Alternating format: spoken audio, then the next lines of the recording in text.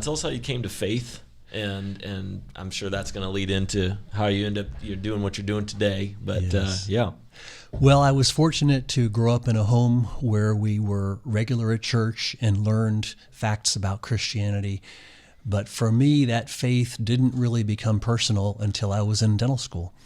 And I had some challenging events that occurred, most of which were self-imposed difficulties.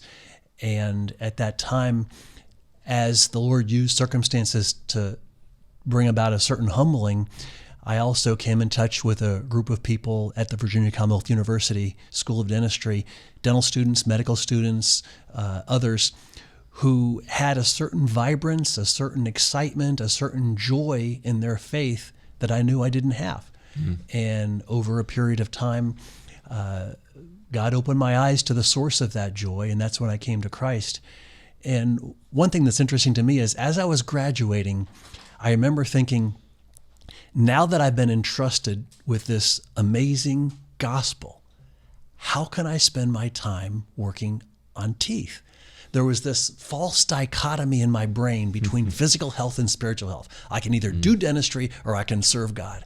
And I know all of our listeners will realize that is indeed a false dichotomy. And over time, God began to show me that not only do the two, both physical health and spiritual health, fit together beautifully, but one is a beautiful platform for the other. And we saw Jesus do a lot of that. He dealt with people's physical needs, and that opened them up to see their greater spiritual needs as well.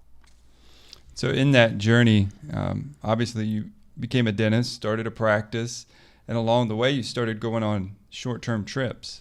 How did you get involved in that? It took a while.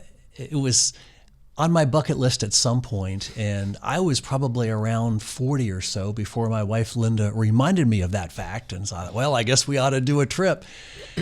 And that first trip was to Belize, and it was a bit embarrassing, but I'll share that in case anybody can benefit from my folly. I've always had a strong desire to communicate the gospel.